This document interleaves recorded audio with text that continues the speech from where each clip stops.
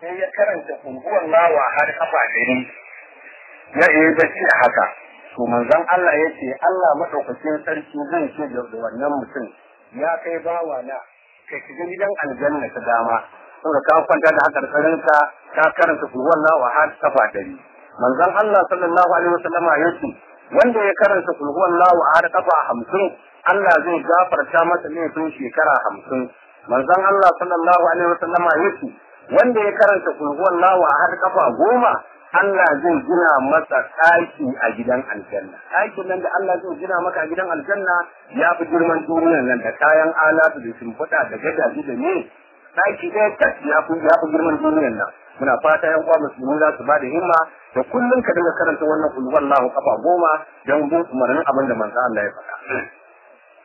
Manzon Allah sallallahu alaihi wasallama ya ce wanda ya karanta kulhuwan lawa a har kafa 30 Allah zai gina masa ɗakuna guda 3 a gidan aljanna. An karbo daga sayyidina Umar dan Haddab Allah ya kare da a gare shi yace ya ma'aikin Allah ashe sannan wato ɗakuna za su yawa kenan a gidan aljanna idan muka dinga karanta waɗannan abubuwa. Sai manzon Allah yace Allah shine mai yalwaci akan wannan ya umaru a dai ci gaba da karanta kulhuwan lawa a manzon Allah sallallahu alaihi wasallama yace wanda ya karanta kulhuwan lahu ahad a lokacin da bai da lafiya sai ya mutu to ba zai haɗu da fitinar cikin kabari ba kuma zai amince daga kuncin kabari kuma mala'iku za su ɗauke shi a ranar alkiyama a kafaɗarsu su shige da shi zuwa gidan aljanna. Manzon Allah sallallahu alaihi wasallam ya ce wanda ya karanta kulhuwan lahu ahad lokacin da zai shiga gidansa da ka zo za ka shiga gidanka ka dawo daga tafiya ne a ka dawo daga unguwa ko daga wurin aiki ko daga makaranta sai ka karanta kulhuwan lawa a har kafin ka shiga gidan da kake to manzon Allah yake Allah zai kore talauci daga wannan gida kuma har makotan ka ma za su samu abinci. Manzon Allah sallallahu alaihi wasallam yake wanda ya karanta kulhuwan lawa a har kafa daya Allah zai albarka a gare shi. Manzon Allah sallallahu alaihi wasallam yake wanda ya karanta kulhuwan lawa har su biyu Allah zai albarka a gare shi da iyalan gidansa da ƴaƴansa. Manzon Allah sallallahu alaihi wasallama yace wanda ya karanta kulhuwan lawa a har kafa 3 Allah zai masa albarka da iyalan gidansa da makotansa. Manzon Allah sallallahu alaihi wasallama yace wanda ya karanta kulhuwan lawa a har kafa 12 wato Allah zai gina masa ɗaki a gidan aljanna guda 12. Manzon Allah sallallahu alaihi wasallama yace wanda ya karanta kulhuwan lawa a har kafa 100 Allah zai kankare masa laifin da yayi na shekara 50 amma banda kashe mutum da yayi banda kuma idan ka ci dukiyar mutane wannan ba za a gafarta maka ba sai ka nemi gafara a gurin Allah. Manzon Allah sallallahu alaihi wasallama yace wanda ya karanta kulhuwallahu a har kafa 200 Allah madaukakin sarki zai shafe maka laifin ka na shekara 100. Manzon Allah sallallahu alaihi wasallama yace wanda ya karanta kulhuwan lawa a har kafa 1000 to manzon Allah yace ba za ka mutu ba har sai ka ga gidanka a gidan aljanna ko kuma wani abokin ka ko dan uwanka yace an nuna masa cewa wannan shi ne gidan wani a gidan aljanna. Manzon Allah sallallahu alaihi wasallam shi ke ga mana wannan. Wani mutum ya kawo karar talauci a gurin manzon Allah yace ya rasulullahi talauci ya dame ni ba ni da komai neman abinci ai mun wahala ina son ka sanar da ni wani abu wanda zan dinga karantawa. Sai manzon Allah ya ce idan za ka shiga gidanka ka yi sallama in akwai wani a cikin gida idan ko babu kowa a gidan kai kaɗai ne to kai sallama a gare ni Muhammadu Rasulullah sannan ka karanta kulhuwallahu kafa 1 ka ci gaba da karanta kulhuwallahu tak kafa 1 gidan Allah za ka ga abin da Allah zai maka. Wannan mutum an samu labari cewa ya wadata albarkacin kulhuwan lahu din da yake karanta gaba 1 makotansa ma sun ji sun yi arziki makotansa ma Allah ya kwararo musu arziki. Manzon Allah sallallahu alaihi wasallam ya ce to anan nake so ɗan uwa musulmi da lalle a daure a cije wannan kana yi kana rubutawa har ka hada. Manzon Allah ya ce wanda ya karanta kulhuwan lahu har kafa 100 ji manzon Allah ka karanta ta kace kayan niyyar ka karanta kulhuwan lahu har kafa 100 to wannan kaman ka yanta sai ka ni kanka ne a gurin Allah. Kana gama karanta wannan kulhuwan lahu har kafa 100 Allah zai ce ya ku mala'iku ku shaida wani ko wanki na yanta ta da wuta ba sai ba wuta tun anan duniya yake fata ɗan uwa musulmi za a zauna a karanta wannan wallahu a kafa 100 dan da zamanto ka yanta kanka daga wuta. Kuma mai kira zai kira daga jihar ubangiji mai cikin sama da kasa za a ce cewa wani ya zama yantaccen Allah. Kana gama 100 din nan mala'iku za su tashi daga sama da kasa duk ana jin su banda mutum da alƙar, amma dabbobi suna ci za a ce wani dan gidan wani ya zama yantacce a gurin Allah. Duk laifin da yi Allah ya gafarta masa. Kaga anan ai ba za mu bar karanta kullu wallahu din nan su wuce ba. Manzon Allah an kabu daga Abu Hurairah Allah ya kare da Abu Hurairah yace manzon Allah sallallahu alaihi wasallama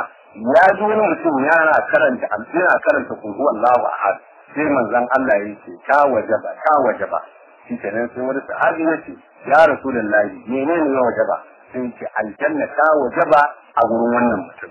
Sai na tafi da sauri wannan mutum dan na bi shi mata albishir in ce ai aljanna ta tabbata da nake manzon Allah. Sai zama ban gan shi ba. Idan kuma na shiga da neman sa gashi an fito da abun shi a gurin manzon Allah za a zauna a ci, sai na dawo kawai ina mamakin wannan mutum da abin da Allah ya bashi. To dai da jawo hankalin ɗan uwa musulmi da su ba da himma wajen karanta kulhuwan lahu hadin nan. Za ka ga irin alhairin da Allah zai ba su. An karɓo wannan hadisi manzon Allah sallallahu alaihi wasallam yace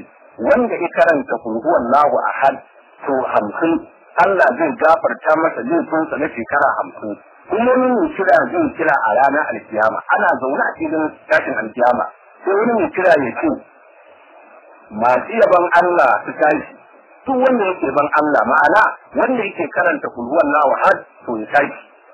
domin alherinsa ya yi yawa. Kina da alheri yawa sai a taro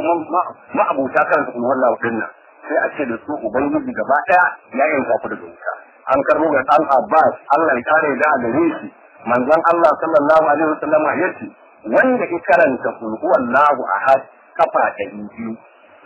kuma manzon Allah wato kafa 200 zaka karanta amma sallah zaka yi. Ina fata ne kan uwa musulmi za ku rubuta sallah zaka yi raka'a 2 raka'a 4 zaka yi sallah kuma manzon Allah fatiha kafa 1 kul huwallahu ahad kafa 50 fatiha kafa 1 kul huwallahu kafa 50 sai ke sallama sai ka tashi fatiha kafa 1 ruwan lawo kafa 50 fatiha kafa 1 ruwan lawo kafa 50 ka ta barka a hudu kenan. To idan kin sallama Allah madaukakin sarki zai ce da mala'ikunsa na gafarta wa wannan bawan nan na wani kunsa yake kana kai a lokacin rayuwar sa da yake ciki daga lokacin da aka haife shi in ya kai shekara 50 to tun na gafarta masa laifin shekara 50 kuma da zai can gaba shi ma nan tun na gafarta masa. Kaga a rayuwarka ina ma za ka samu daga rayuwarka a wannan hali da ake ciki zuwa karshe ka kai shekara 100. To idan kai wannan sallar nake fata da kuwa musulmi ya zaman to ba a rayuwar mu sosai za mu zo mu wannan sallar ba zan mu yi ta fatiha kafa 1 wallahu har kafa 50 fatiha kafa 1 wallahu har kafa 50 sai ki sallama sai ka saki tashi fatiha kafa 1 wallahu har kafa 50 fatiha kafa 1 wallahu kafa 50. To idan kai sallama Allah zai gafarta maka laifinka na shekara 100 shekara 50 da take baya shekara 50 da za ta gaba wai sai za ta kuma za ta yi ba. To yanzu a ce dan uwa musulmi kullun ka zauna kai wannan sallar kullun za ka yi sallar nan raka a hudun nan shekara 100 da ka koyi ku jira shekara 700 kenan. Kaga a ne take shi dai Allah ya yanka ka daga wutar ke. Manzon Allah sallallahu alaihi wasallam yace ina fata wannan ba za ku rubuta ta wanda shi sallah raka'a 2 bayan sallar isha shi da na karin manzon Allah bayan sallar isha kafin kai shafani da wuturi na ka tashi kai sallah raka'a 2 ka karanta fatiha da kitabu kafa 1 ka karanta kul huwallahu har kafa 20. To manzon Allah yace wanda shi wannan sallar Allah zai gina masa dakuna guda 2 a gidan aljanna. Kaga wannan ma kana gama sallar isha dinka kafin kai shafari da wuturi sai ka zama na zaman ka ka zama kullum kike wannan sallar raka'a din nan ba ta kafa da ina mun tawa ina ba ka kuna rubutawa ba ta kafa da ruwan nawa har kafa 20 ba ta kafa da ruwan nawa har kafa 20 sai ki sallama ta kana da fatiha kafa 2 kana da ruwan nawa har kafa 40 da yan uwa Allah zai gina maka taki wanda ya fi girman duniyar da muke ciki ninkin baninkin da kayan alatu da kayan jin dadi yanzu kullum ka samu ko ki samu yan uwa musulmi a dinga wannan sallar. Allah ya samu gashi an karbo daga sayyidina Ali dan Abi Talib Allah ya kare da gare shi yace manzon Allah sallallahu alaihi wasallam yace wanda zai tafiya dan uwa musulmi shi wannan kurbunta wanda zai yi tafiya ya fito da kayan a'a a ciki za ka tafi ko a babur ko a mota ko ta kace ma motar aka zama kayan ka a cikin mota ka zauna ko ta haya ce sai ka karanta kulhuwan lahu a kafa 10 ina fata yawa mutum ya rike wannan in ka karanta wannan kulhuwan lahu kafa 10 zuwan zan Allah to sharrin wannan tafiya ko kwashi da yan fashi ko taya ta fashi ko mota ta dungulo da ku sai Allah zai kiyaye za ku sauka lafiya ko a babur kake za ka sauka lafiya in akan kake za ka sauka lafiya in ma hanyar kawai za ka bi kai karanta Allah ba zai hada ka da wani mugu wanda zai ba Allah ya kare ina fata ɗan uwa musulmi ko daga gidan mu za mu fito mu tafi wuraren yin sana'ar mu tafi ofis din mu ko mu tafi gonar mu ko mu tafi kasuwa to mutum a kofar gidanka ka tsaya ka karanta wannan kulwar lahu dinnan kafa 10 dinnan da nufin Allah ya kai ka lafiya ki dawo da kai lafiya za ka kalli yaran ka lafiya wani mutum ɗan uwa na su rubuta wannan sallar manzon Allah sallallahu alaihi wasallam ya ce wanda in sallah raka'a 4 fatihatul kitabu kafa 1 kulwar lahu har kafa 1 to bayan ka gama sai ka karanta wannan addu'a ga ta rubuta Allahumma inni istawda'atuka Allahumma inni istawda'atuka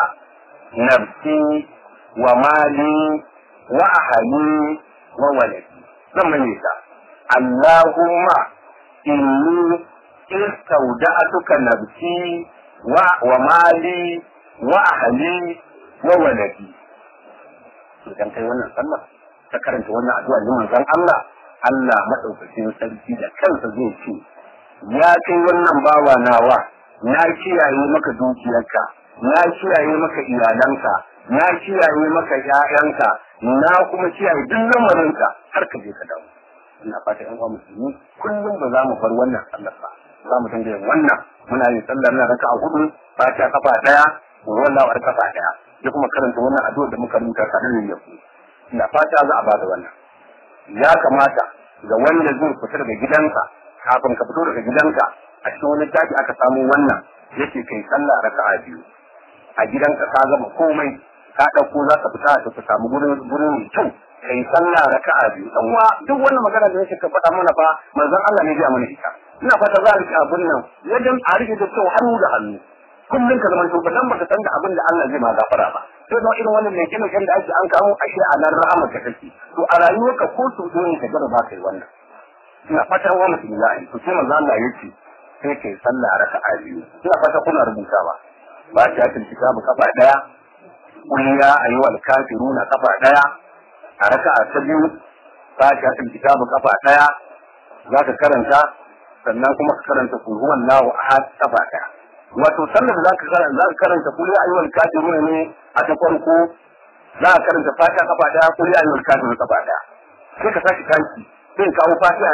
1 sai karanta kulli wallahu kafa 1 to bayan kai sallama sai ka karanta ayatul kursi kafa 1 sai ka karanta ila fi quraish kafa 1 to idan ka gama wannan sai ka karanta wannan addu'a ina fata yan uwa musulmi za ku rubuta ta kace Allahumma ilayka tawajjahtu وبك إئتسمت اللهم أكتني ما أهمني وما لا أهتم به اللهم زودني التقوى وغفر لي ذنبي زمنك اللهم إليك توجهت وبك إئتسمت اللهم أكتني ما أهمني وما لا أهتم به اللهم زودني التقوى wa gafirli dhunubi to abinda zaka karanta kenan sai wannan sallar Allah jizzu shafe maka laifinka Allah madaukakin sarkin wajen kai kan lafiya a dawo da kai gidanka lafiya duk wanda zai fita gidansa yin wannan sallar da sulhan lahu ya karanta wannan addu'a to ba abin da zai same ka kullum ma cikin jikin da zai ƙara samun lafiya wurin wannan ciwon na bala'i Allah ba zai sa maka ba manzon Allah sallallahu alaihi wasallama yace wanda yi sallar asuba da safa an yi sallar asuba sai ka karanta kulhuwan lahu a hal kafa 10 kana gama sallar asuba ka ga tarbinka kai abubuwa sai ka karanta kulhuwan lahu a har kafa 10 to manzon Allah sana ce ba wani lunki da zai rike ka a wannan rana duk wani laifi da kai Allah zai gafarta maka duk laifin da kai a wannan rana ai shafi baka ba wani ba ka zuni ba an karbo daga nisaburi yace ina daga cikin sunayen ita kulhuwan lahu al-ikhlas ma'ana ne tsari ka daga wuta. Wani kuma malaman ana kiran da suratul ma'arifa domin ita wannan sura na kiranta ma'arifa wato manzo Allah ya ji wani mutum yana karanta ta sai ce wannan bawan ya san Allah. Ana kuma kiranta asas sai manzon Allah ya ce da ita kul huwallahu dinnan ne aka gini sama guda bakwai ake juma gini kasa ta bakwai. Ana kiranta kul huwallahu ahad kenan. Ana kuma kiranta suratul wilayati. Manzon Allah sallallahu alaihi wasallam ya ce wanda ina zumci karanta kul huwallahu ahad zai kasance masoyin Allah shi ne wilaya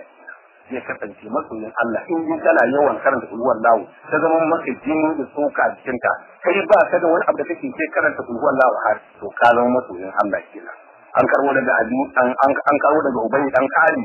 Allah ya kare da gare shi yake manzon Allah sallallahu alaihi wasallam yace wanda ya karanta kul huwallahu ahad kafa daya kamar ya karanta sulusun alqur'ani ne kuma za a rubuta masa kyawawan aiki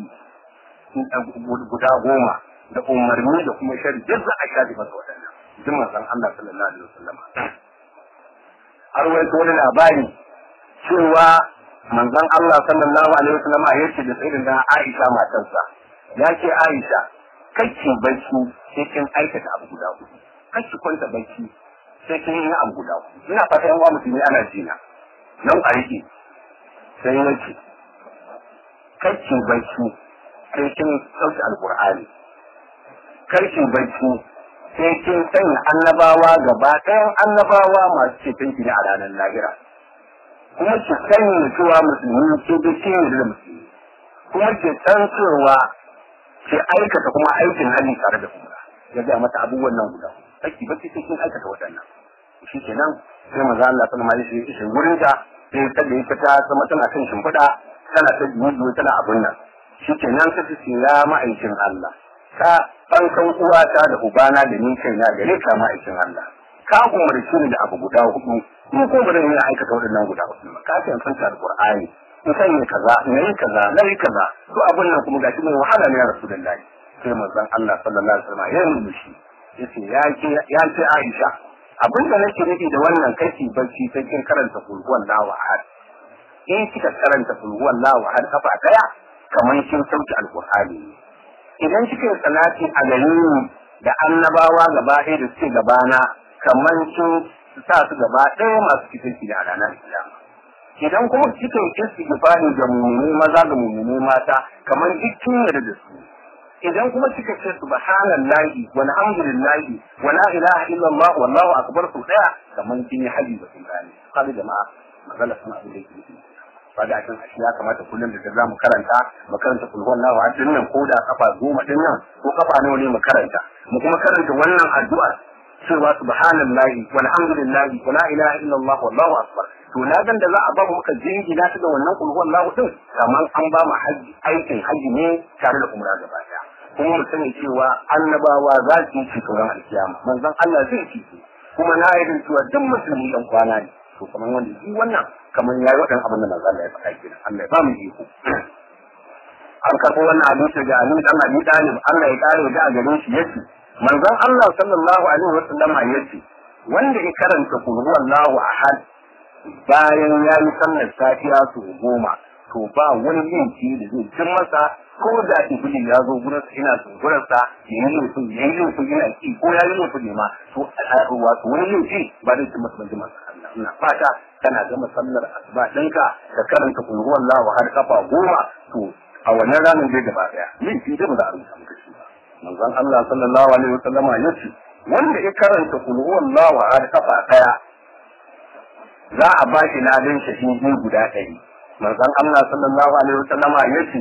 cewa a gidan aljanna akwai wata bishiya ana kiranta haulabu tana da 'ya'yan itaciya babba da ƙanana girmansa ya kai tuffa kankantarsa ya kai ruman yana da zaki kamar zuma yana da sanyi mai tsanani kamar nono ina da fari kamar kuma suku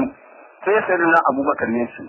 wane ne zai ci wannan a ran alkiyama ya rasulullah sai manzon Allah ya ce wanda in ji sunana yin salati a gare ni yanda an ce mun ce gaba daya wanda yake yin shirin nan yace Muhammadur Rasulullah sai aka ce sallallahu alaihi wa sallama to duk wanda yake sallallahu alaihi wa sallama din nan manzo Allah ya ce za a baka wannan tufara ya malaka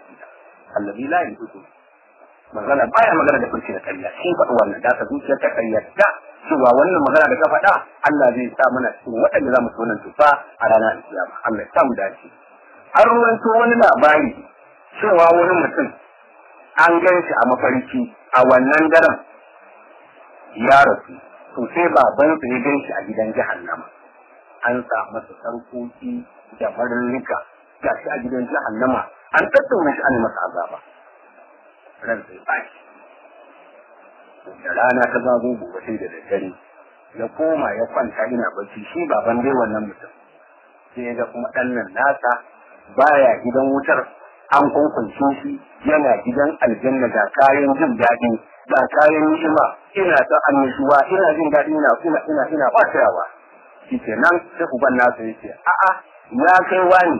ya jiya na ganka a gidan jahannama an sa maka mani an sa maka wuta tana cin karkashin ka an yi maka azaba matsananciya yanzu kuma ga na zo na ganka kana cikin ni'ima jin daɗi kayi kyau kayi haske kana gidan aljanna sai wannan kai yace ya kai babana wato wani mutum ne ya zo ficewa a makabartar nan samu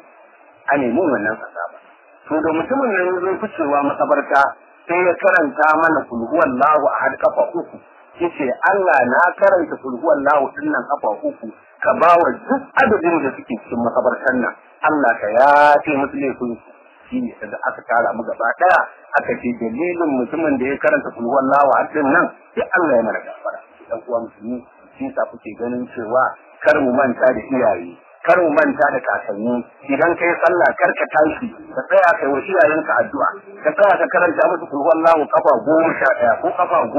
ko abin da ya sauka ce Allah ka sadar da iyayena da kakannina da masoyana da al'ummar manzon Allah Allah ka lika musu wannan lada za ga irin abin da Allah zai ba su kai ma da kaje la'ira za ga irin kayan da za a yi maka muna fata dan kuwa musulmi za a dogara za a ba da himma a karanta kul huwallahu ahad an karbo daga dan Abbas Allah ya kare da gare shi yace wato yace na kasance ina shi manzon Allah sallallahu alaihi wasallam yace na kasance ina jin tsoron azaba ga al'ummata dare da rana ina jin tsoro sai ga mala'ika Jibril ya zo min da kulhu Allahu ahad sai na san cewa ubangiji madaukakin sarki tun da ibadar kulhu Allahu ahad nan ba zai wa al'ummata azaba ba har abada domin ita wannan wato kulwan nawa da Allah shi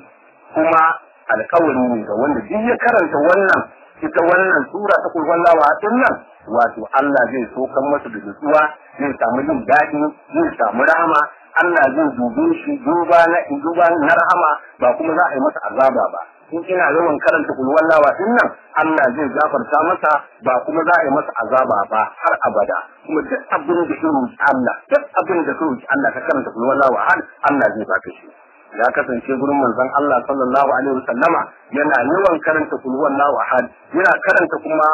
falaki da nasi yana kara hannunsa sai da dare idan zai kwanta sai ya karanta kulwan nawa har ko kafa bakwai ko da falaki da nasi kafa bakwai sai ya kara hannunsa sai busa a hannun nasa duk sai shafe jikin su lokacin zai kwanta to tun mutumin da yake wannan kamar da manzo Allah sallallahu alaihi wasallam ya faɗa babu wani bala'i da zai cin maka babu wani azaba da zai cin maka kuma dukkan wani bala'i da yake wannan dare Allah zai kare ka manzon an karbo daga ba'arin malamai suka ce wanda ya zabura a cikin karanta wannan aya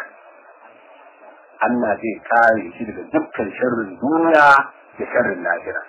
an rawaito wani labari cewa manzon Allah sallallahu alaihi wasallama ya kasance yana zaune a kofar masallacin Madina ya fito yana zaune a kofar masallacin Madina tare da sa sai gashi an zo za a shige da wani mutum da ya mutu dan aka kawo shi dan wajen manzon Allah ai masa sallah da aka zo aka tashi aka ajiye shi sai manzon Allah ya ce da iyalan wannan mutumin da ya mutu ana bin sa bashi ya ce ya Rasulullahi wannan mutum ana bin sa dirhami guda uku sai manzo Allah ya ce ba zan masa sallah ba ku tafi da shi ku samu ni man sallah tunda ana bin sa bashi to ni ba zan masa sallah manzo Allah yana faɗar wannan, yana gama wannan magana kenan, Allahu akbar, sai ga malaikar Jibril ya sako sai ce ya Rasulullahi ya Habiballah, Allah ina gaishe ka gaisuwa da ba za ta kare ba, kuma yana umarta ka yanzu nan wannan mataccen yanzu nan na juyi na zama shi, na tafi gurin mutumin da yake bin sa dirhami guda uku din nan, na biya shi dirhamin su guda uku. Allah ya ce in gaya maka kai masa sallah, kai masa sallah yanzu nan, kuma ya ce in gaya maka wanda duk bayan sallan nan da aka yi wannan bawan Allah sallah, to Allah ya gafarta masa. Duk wani sahabi da ya bayan ka kai wannan bawan Allah sallah, to Allah ya yafe wannan mutumin da ya so shi ma dan gidan aljanna ne. Sai manzo Allah sallallahu alaihi wasallam ya ce Jibril, wannan bawan Allah da yi masa dinnan wani abu yake ni haka har Allah ya yi aiki da zuwa gare ni cewa an tafi yanzu in man sallah kuma an gafarta masa, ba ma shi ba ma wanda idan shi sallar zan yi sallar nan an gafarta masa. Wani aiki yake wa Allah haka ya Jibrilu? Sai mala'ika Jibril yake ya Rasulullah ya ma'aikin Allah, wannan sahabin wannan bawan Allah kullum zai kwanta da dare ba zai kwanta ba sai ya karanta wallahu har kafa ɗari. Shine kisa aka aiko aka ce an gafarta masa, an kuma biya ni da kaina na je biya masa rashi, kuma aka ce kai masa sallah, wanda kuma jiki wannan sallar shi ma Allah ya masa. Domin ita a cikin bayanin wallahu dinnan akwai sifofi na Allah da ya zuwa gare shi. Manzon Allah sallallahu alaihi wasallam ya ce wanda ya karanta wallahu a har kafa daya a cikin rayuwarsa ba zai fita daga duniya ba har sai ya ni gidan da aka bar shi a gidan aljanna. Nake fata da yake kuma hankalin dan uwa musulmi da su ba da yawa maza da mata mu dinga yawan karanta wallahu, ba za mu mutu sai Allah ya nuna mana cewa ga gidan mu na aljanna ko wani zai kai gobe mafarki Allah mun an ce wannan gidan wani ne a gidan aljanna. Nake fata a ba da yawa wajen karanta wallahu dinnan a lokacin nan guda biyar za mu ga abin da Allah zai ce da mu a cikin ran alkiyama. A cikin wani hadisi manzon Allah sallallahu alaihi wasallam ya ce wanda ke karanta wallahu ahad ka karanta ta ko da kafa ɗaya ne Allah zai gafarta maka laifinka na shekara. An karɓo daga ɗan Abbas Allah ya kare da a gare shi yake zuwa ma'aikin Allah yake daren da aka yi Isra'i da ne zuwa sama na ga al'arshi yana da kawaguwa guda 360 sun ina kuma da rukuni nasa guda 360. Tafiya daga wannan kuɗi zuwa wannan kuɗi su zai shekara 360. Ji manzon Allah. A ƙarƙashin kowane rukuni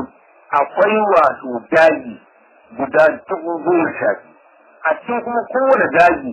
gabas da yamma akwai fati na waɗanda suke suna zuwa akwai mala'iku guda 80,000 a cikin wannan daji na wannan ƙarƙashin al'arshin.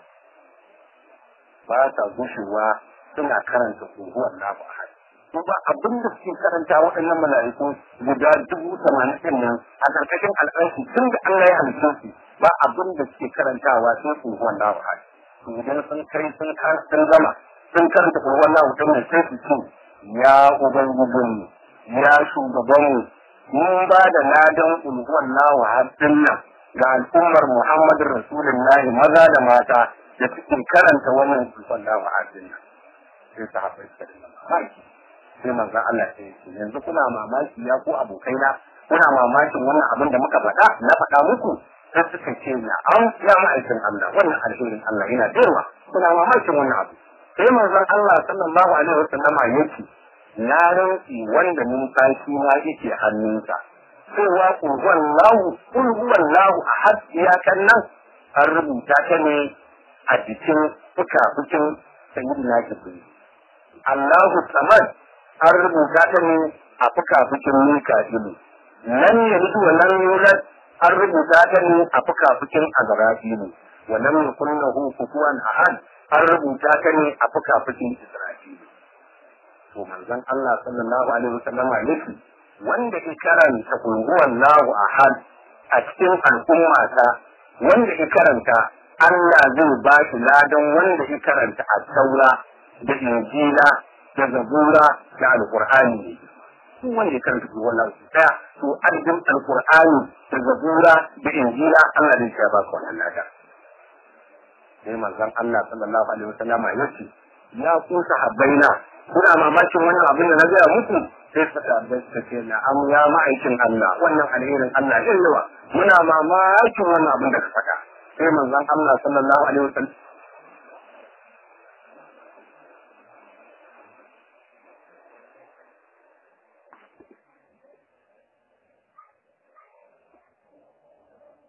an rubuta ta a goshin sayyidina Umar al-Faruq ji manzon Allah nan yardu nan an rubuta ta a goshin sayyidina Usman dan Affan wa lam yakul lahu kufuwan ahad an rubuta ta a goshin mai baiwa sayyidina Ali Allah ya gare ji manzon Allah sallallahu alaihi wasallam shi aka rubuta a goshin sa sai manzon Allah sallallahu alaihi wasallam ya ce babu wani bawan Allah babu wata baiwar Allah da za ta karanta kulhuwallahu ahad din nan kafa daya sai Allah ya baka ladan sayyidina Abubakar da Umaru da Usmanu da Ali Allah ya kare da Ali dan kuwa musulmi tafsiri kan muka sabi ana a gaggata manzon Allah ne faɗa mun yadda mu je mu cigaba da karanta kulhuwallahu ahad sai ta zama damman wa lahaman a jikinka to ka ga irin alherin za ba ka a lahira za ka ji inda za ka zama to in zuciyarka ta yarda abinda manzon Allah sallallahu alaihi wasallam yake faɗa manzon Allah sallallahu alaihi wasallama yace wanda yake karanta kul huwallahu ahad a rashin lafiya baka da lafiya sai ka dinga yawan karanta kul huwallahu ahad sai Allah ne ba za ka tashi ba sai ka mutu to duk wata fitina cikin kabari Allah ya kare maka ita duk wani kuncin kabari Allah ya ce maka ita kuma wani abin cewa mala'iku ne za su dauke ka a fuka-fukin su ranar tashin alkiyama sannan kai da kai siratin nan da ake kan wahala to sai mala'iku zo su kama kamar kada ka tura ka kan fuka-fukin su kawai sai su bi da kai in dai kana yawan karanta alƙur'ani ko wallahi dinnan to kaji abin da ai manzon Allah sallallahu alaihi wasallama yace wanda ya karanta kul huwallahu ahad su daya kakka karanta ta inji manzon Allah to wato mala'iku 70,000 za su maka shaida da cewa kai dan gidan aljanna kuma za a rubuta maka lada guda 700,000 mala'iku ne za su dinga rubuta maka su mala'ikun nan su 700,000 za su dinga rubuta maka lada sai ubangiji madaukakin sarki ya ce ya ku mala'ikuna ku duba ki zuwa abin da bawa nan nawa yake so duk abin da wannan bawa nawa yake so da yake yawan karanta mun kul wallahu dinnan ku ba shi duk abin da yake so a duniya da lahira ku ba shi wanda yake ya karanta kul wallahu ahad ne manzon Allah Allah zai rubuta ka daga cikin masu rahota a duniya da lahira kuma za a rubuta ka a cikin masu tsayuwa da daddare za kuma a rubuta ladanka a cikin masu yin azumin da rana dan uwa musulmi wanda yake ga mana wannan shine shugaban mu Annabi Muhammad Rasulullah dan Abdullahi Allah ka tsara wa zuciya musamman dan Allah duk abin da manzo Allah yake so mu tafi mu daura kayan mu gaba ɗaya mu daina tunanin komai mu kama shi mu rufe har mu da mu zuwa ga Allah shi ne ta da mu dinga karanta wannan idan ya kasance ranar alkiyama mala'iku za su ce ya ubangijinmu wannan bawa yana son sufofin nan nata kuma babu abin da yin saura a gare shi sai dai gidan aljanna kuma ga shi bai gidan aljanna ba sai ubangiji madaukakin sarki ya ce ya ku mala'ikuna wannan bawa na wanda yake yawan karanta mun kul huwallahu ahad nan ku yi masa ado irin adan ango ku yi masa ado irin adan amarya ku dauke shi kuma ku kai shi gidan aljanna kuma duk mala'ikuna ya jibrilu kada wani mala'ika na guda ɗaya ne saura ku ji shi har sai ku raka gidan aljanna sai mala'iku ce ya ubangiji wannan mai bawa yake karantawa ya samu waɗannan darajoji a tare da kai ya samu wannan abubuwa sai ce bawa na yana yawan karanta mun kul huwallahu ahad shine isa da tsere da shi daga azabar lahira kuma na bashi gidan aljanna kuma ina cikin waɗanda yake so ina yawan karanta mun kul huwallahu dan da rana manzon Allah sallallahu alaihi wasallama yake babu wani mu'mini da zai karanta kul huwallahu ahad a kowace rana su uku zuwa kwana biyar duk sallolin nan ka dinga karanta kul huwallahu ahad ina fata an wala kuna rubutawa duk sallolin nan sun kai ka dinga karanta kul huwallahu ahad kafa uku har kwana biyar to manzon Allah yake wanda yi wannan hakika yardar Allah ta tabbata a wannan mutumin babban yadda Allah babbar yadda Allah Allah ne ya yarda in dai kana karanta wannan suna daga cikin waɗanda aka faɗin su cewa mun illa wa rasuluhu fa ulaika ma alladhina an'ama Allahu alaihim min an-nabiyyin wa as-siddiqin wa as-salihin ka shiga cikin su kenan kana cikin waɗanda za ka samu wannan farla kana daga cikin waɗanda za ka samu wannan alheri ya Allah muna fata ubangiji Allah madaukakin sarki ka sanya mu a cikin waɗanda za mu dinga karanta wannan wallahi wa'ala manzon Allah sallallahu alaihi wasallama yace wanda ya karanta qul huwallahu ahad kafa 20 to ina da ladan mutum 700 waɗanda suka kona jinanan mutane saboda Allah to ladan su irin wannan za a bai kuma za a yi albarka a gare shi za a yi albarka ga iyalansa za a yi albarka ga ƴaƴansa maza da mata za kuma a yi albarka a dukiyar da ka ko adanan za a baka kallon za a baka to Allah zai sa maka albarka a cikin ka in dai kana karanta wallahi har duk abin da ka je ka tara ka rike Allah zai sa maka albarka a cikin ka kuma za a baka ladan mayaki wanda yake yaki saboda Allah guda 700 za a baka ladan in dai kana karanta wallahi har manzon Allah sallallahu alaihi wasallama yace wanda yake karanta wallahu har kafa 30 Allah zai gina masa ɗakuna a gidan aljanna guda 30 manzon Allah sallallahu alaihi wasallama yace wanda yake karanta wallahu a har kafa 40 kullum zai zama yana kusa da manzon Allah a ranar kiyama shikenan alhamdulillah Allah dan girman zatin ka sa muna kusa da manzon Allah in dai kullum zaka karanta wallahu a dan wa ku rubuta wannan fa dan Allah jama'a kar kada ki karanta wannan abubuwa abubuwan da kike mu wadannan manzon Allah ne ya faɗa a daure a dinga karanta shi in dai zaka dinga karanta wallahu har kafa 40 to kana kusa da manzon Allah ne ko zaka fi ga sayyidina Abubakar ga Umar ga Ali ga Usman ga sayyidina Fatima da Aisha ga mutum gidan manzon Allah kana cikin su to wani ne kama da hankali Allah ya ba mu ikon karanta wallahu har kullum manzon Allah sallallahu alaihi wasallama yace wanda yake karanta wallahu har kafa 50 kullum Allah zai gafarta laifinsa na shekara 50 manzon Allah sallallahu alaihi wasallama yace wanda yake karanta wallahu har kafa 100 kullum Allah zai gafarta masa zai gafarta wa mutum gidansa zai gafarta wa ƴaƴansa manzon Allah sallallahu alaihi wasallama yace wanda yake karanta wallahu har kafa 1000 kullum wannan kaman ya farki kansa ne a gurin Allah ya kuma kasance tsantacce a gurin Allah kullum ka zauna ka karanta wa Allah wallahu kafa 1000 ka ce ka abudan lillahi saboda zan umarnin annabinka Muhammad Rasulullah kake karanta wallahu kullum kafa 1000 din nan to Allah zai ce mala'ikuna na yanta wannan bawa da ya shigo kabarin sa a buɗe masa gidajen jin daɗi Allah ka sama shi manzon Allah sallallahu alaihi wasallama yace wanda yake karanta wallahu har kafa 1000 kullum Allah zai gafarta laifinsa tsakaninsa da ubangijinsa sai dai Allah din ya masa baiwa kawai an karbo daga Abi Hurairah Allah ya kare da daga Abi Hurairah yace manzon Allah sallallahu alaihi wasallama yace wanda izo gidansa ka dawo daga tafiya ko daga kasuwa ko daga gurin aiki sai ka karanta alhamdulillahi rabbil alamin zuwa wala wali kana shigowa gidanka karanta fatiha kafa daya sai ka karanta wallahu har kafa daya to wannan gidan manzon Allah ba dai a ce an sauke tukunyar abinci ba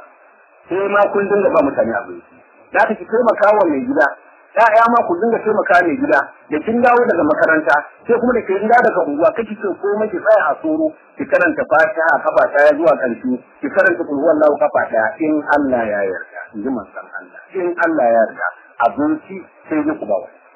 dan uwa ina faɗa mana wannan lakabi ne wanda manzon Allah sallallahu alaihi wasallam ya faɗa mana manzon Allah sallallahu alaihi wasallam yace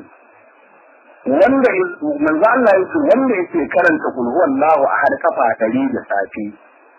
ka karanta kul huwallahu ahad kafa 100 da safi kana cewa assalamu alaikum sallallahu alaihi wasallam sai ka karanta kul huwallahu ahad kafa 100 kafin kai magana da wani mutum to Allah zai ɗaukaka aikinka za a sa aikinka a cikin aikin su kai na wannan rana wato matsayi ne ba jama'a in dai kafin kai magana da kowa ka gama addu'o'inka ba kai magana da kowa tun da nuna sallama ka gama lazumanka sai ka karanta kullu wallahu kafa tari to za a baka wani matsayi a cikin matsayin su kai a lahira kana zuwa sai da tsakanin sayyidina Abubakar da Umar da Usman da Ali a nan kake sai kai kana ta warakawa to wani malaika zai ce kai na takaddanka kana tsakanin waɗannan manyan bayan Allah Allah ya kara musu yarda manzon Allah sallallahu alaihi wasallam ya ce to yan uwa ku rubuta wannan dama na ga mana akwai rubutuka da yawa manzon Allah sallallahu alaihi wasallam ya ce wanda yi sallah bayan an yi sallar magariba ka jajja shirbinka ka yi addu'o'inka sai ka tashi kai sallah raka'a biyu tun kafin kai magana da wani sai ka tashi kai sallah raka'a biyu ka karanta fatihatul kitabu kafa daya ka karanta kul ya ayyuhal kafirun kafa daya a raka'a farko kenan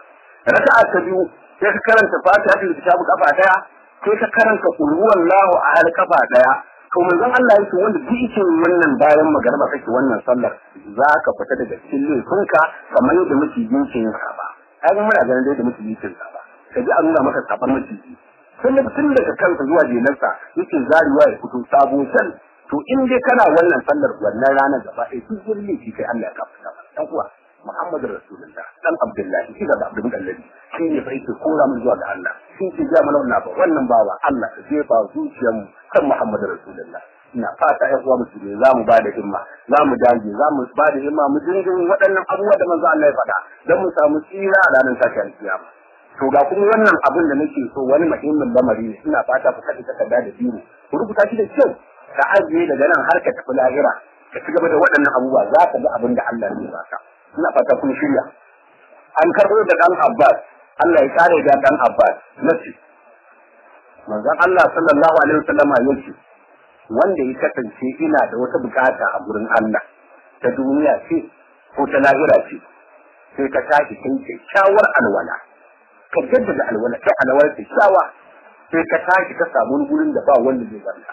abinda ake so kenan ka samu daki ba wanda zai ganka sai Allah in kai alwalan nan ka kulle kanka a cikin dakin sai kai sallah raka'a hudu to ga ta sallama ɗaya ce raka'a hudu za ta yi za ka karanta fatiha ta kitabu a farko kafa daya sai ka karanta kul huwallahu har kafa 10 raka'a ta biyu fatiha kafa daya kul huwallahu har kafa 20 sai ka zauna kai ta iya sai ka sake rucewa ba za ka sallama ba sai ka karanta fatiha ta kitabu kafa daya sai ka karanta kul huwallahu har kafa 30 sai ka sake tashi ka kawo raka'a ta hudu ka karanta fatiha ta kitabu kafa daya sai ka karanta kul huwallahu har kafa 40 to sai kai sallama a wannan lokacin idan kai sallama kar kai magana da kowa in ji manzon Allah sai ka karanta kul huwallahu ahad nan kafa 50 in ka karanta kul huwallahu ahad kafa 50 sai kai salati ga Muhammadur Rasulullah sallallahu alaihi wasallam kafa 50 sai kuma kai astaghfirullah kafa 50 sai kuma ka karanta la haula wala quwwata illa billahi al-azim la haula wala quwwata illa billahi al-ali al-azim ta karanta su 50 to manzon Allah sallallahu alaihi wasallam yace babu wani bawan Allah babu wani baiwar Allah da zai wannan sallah yadda ita fanta ta ka tambayi Allah wata bukata kai wannan sallar yin kai gobe sai jibi manzon Allah yace Allah sai ya biya maka wannan bukata ko ta kasance bashi ake binka Allah sai ya biya maka wannan bashi ko ya kasance wani abu kake bukata a gurin Allah na wadata sai Allah ya azurta ka ko tsoron wani jarrabawa kake ji sai Allah ya saka shi wannan jarrabawa ko rashin neman aiki ne ko rashin lafiya ya ko ne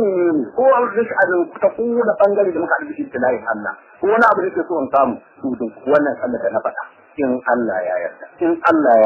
yadda manzo Allah ya tabbata ta dinnan za ka samu zan sake nuna tawo ga ɗan uwan da su rubuta ba raka hudu ce sallama daya fatihatul kitabu kafa daya kul huwallahu har kafa 10 fatihatul kitabu kafa daya kul huwallahu har kafa 20 sai ka zauna kai tahiya ba za ka sallama ba sai ka sake tashi fatiha kafa daya kul huwallahu har kafa 30 sai ka sake tashi fatiha kafa daya kul huwallahu har kafa 40 to idan kai sallama daga wannan sallar sai ka kuma karanta kul huwallahu ahad ɗinka kafa 50 sai kai salati ga Muhammadur Rasulullah sallallahu alaihi wasallama da kowane shiga za ka yi sai ka yi so 50 sai kuma ka karanta astaghfirullah al-azim shi ma kafa 70 sai kuma ka karanta la haula wala quwwata illa billahi al-aliyyil azim za ka karanta shi ma kafa 50 to manzon Allah yake babu abin da za ka tambayi Allah ba abin da zai shige maka duhu sai Allah ya biya maka wannan bukata yabuwa wadannan abubuwa da manzon Allah sallallahu alaihi wasallam ya gaya mana ya kamata an faɗa abubuwa da daman gaskiya idan mun yi aiki da ku da yawa to a naishar waɗannan abubuwa a naishara shi a ba bayan Allah a dunkufa dan mu samu tsira a lahira kowa wanda Allah ya sa ya rubuta waɗannan salloli a nika ɗan uwa in kawa kawai ki rubuta maza ki ne ki aika mata ga wata sallah an bayar sai ma ki da wannan sallah Allah ya gamna ta ta ko ne wannan sallah da faɗa mata karshe din nan wallahi jama'a in dai ta dawo ma akan ta ba wata bukata da zaka rubuta Allah ba abin da zaka ga Allah sai Allah ya ce zai baka wannan ya baka wannan ba amma sirrin kai sallar gurin da ba wanda zai ganka dama ba a so wani mahluki ganka ka sa mu kulli ko ka tabbatar wani gurin wanda ba wanda zai ganka ko kuma cikin dare daga kai sai Allah ka tsaya cikin ko ki tabiya wa Allah albarkan manzon Allah Allah zai baki ko a cikin gida ne ba a zaman lafiya gida ya hau kullun ka zo ka tada gida ana yawan fada a ci gaba da wannan sallah a'a yara ne ba sa ji ci gaba da wannan sallah kina gaya wa Allah a'a wata rashin lafiya ta dame ki a'a wani rashin lafiya ne ki dame ka an yi magani a daure ai wannan sallar ko ba zai yi sallar ba kai kansa kai matarsa kai ai masa wannan sallar da cewa Allah ka ba baban mu lafiya Allah zai ba da lafiya in Allah ya yarda domin wannan abubuwa da muke samu su sai har mu ganganu ne wanda manzon Allah sallallahu alaihi wasallam ya ce mana shi sa muke fata wannan dai gashi mun fada a baya cewa wanda duk shi kanta kul wallahu dinnan ga abun da Allah zai ba shi har ma ni guri ya ce da mu wanda ya karanta kul wallahu a hadin nan kafa 100 ka'in ba kai ba azaba a lahira kaga wannan ai abin da zaka bada himma sosai daga nan zuwa watanni ko kun ga dama a kwana bakwai maka yin kafa 100 kace shi kenan sai bari Allah shi da malaiku ku shuda wani dan gidan wani ai ta da wuta ai ta kalma arziki duniya da lahira muke fata yan uwa musulmi karfa wannan abu da aka faɗa na lagwada na lada na to an gafarta maka laifinka kuma ka je kai ta tubara kana yin gidan shi to kaman ka fai auren kai da gurin Allah a'a duk abin da ya faru ku Allah ka kun kufar da kan gurin sarki Allah guda daya ya ce mana gaba ina fata Allah ya bada iko yin waɗannan salloli muna fata Allah ya bada iko abinda muka fara na kan wallahi dinnan da zame maka damman wala hama ma'ana tsoka da jini kullun kai ba abinda kake karanta a tafa kake a zauna kake kul wallahu Allahu samad lam yalid lam yulad falam yakul lahu kufuwan ko jirin falan da Allah ya fara yace rabi aya daya tana gudun malakai aya biyu tana gurin azrail aya uku tana gurin mika'il aya uku tana gurin israfil aya farko tana gurin sayyidina abubakar aya ta bisa gurin sayyidina Umar da sayyidina Usman ta sayyidina Ali ba suna guda hudu kenan ba sabon manzon Allah annan kuma al malaiku guda hudu to duk wanda yake karanta waɗannan kul wallahu sunna Allah zai baka ladan waɗannan annabawa Allah zai baka malaiku din nan kuma Allah zai baka ladan waɗannan bayan Allah saboda zuciyarka ka yarda ka gaskata Allah zai yi wannan mata ne Allah ya yi fata ubangiji saboda girman zatinka Allah ka ba mu ikon karanta alƙur'ani wallahu har Allah ka ba mu ikon wannan abin da muka ji mu tsaya daga nan har mu tafi lahirin makaranta ina fata da ni zuwan shiri Allah ya mana albarka Allah ya ba mu zaman lafiya kan Allah ya ba mu zaman lafiya Allah ya kawo shi ne amfani dan kasuwa Allah ya kawo shi ne amfani Allah ya kiyaye asara ma'aikata Allah ya yi maka nan neman aiki a cikin aiki Allah ya kawo ranar da zai saka da kanka ba tare da aiki maka mutunci an kuma shi ba Allah ya kawo kowa ya mata wannan ita dai zai tsara albarka maza da mata da ke aiki a gidan tun daga kan shugabannin zuwa wanda yake Allah kai ka san wanda yake kasa shi Allah ya kowa da kan Allah ya yi maman kowa da hankali a